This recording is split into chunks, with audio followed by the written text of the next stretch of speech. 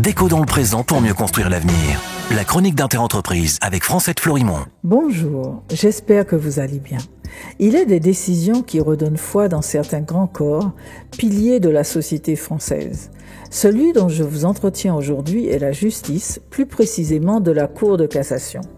Pour moi, c'était juste le 3e niveau du processus judiciaire français qui, je le pensais, déjugeait rarement ses collègues de première et deuxième instance. Eh bien, je me suis trompée et j'en suis très heureuse. Je viens en effet de recevoir 2 décisions favorables à Interentreprise attaquées pour diffamation depuis 2017 par le président de la coopérative de la Martinique appelée Madivial ainsi que par sa directrice. Rappelons les faits. En février 2017, Alfred Marie-Jeanne, alors président de la région Martinique, organise avec un éleveur de lapins, M. Jarin, une conférence de presse pour dénoncer les malversations et les détournements dans la filière viande en Martinique. Toute la presse locale, écrite, parlée, audiovisuelle, est présente et rapporte les faits qui sont graves. Les montants de fonds européens détournés sont importants. Interentreprise est également présent. Nous trouvons que ce que nous entendons est si incroyable et avec tant de ramifications que nous décidons de faire une enquête approfondie sur toutes les filières viande, à savoir le poulet, le porc, le lapin, les bovins, les œufs, le lait, l'interprofession, les services de l'État et de l'Union européenne concernés.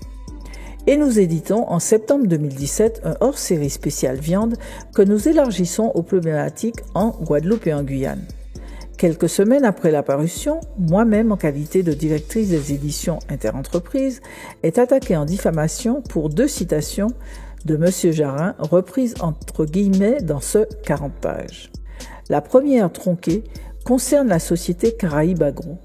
M. Jarin explique que pour écouler les surplus congelés de volailles et de porc, à la fin de la date de limite de consommation, les produits étaient vendus à bas prix à Caraïbes Agro, une société de fabrication de plats cuisinés. À chaque livraison, des dessous de table étaient versés par chèque ou en espèces, entre autres, au président de Madivial et à lui-même, alors président de la coopérative de lapins, administrateur de Madivial. Comprenant que cette affaire de détournement de fonds européens et de vente de marchandises avariées pouvait le mener en prison, il est sorti du jeu et l'a dénoncé avec le président de la région de l'époque.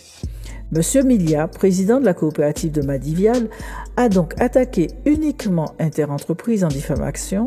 Demain, nous verrons comment l'affaire a prospéré. Prenez soin de vous. Déco dans le présent pour mieux construire l'avenir. La chronique d'Interentreprise avec Francette Florimond.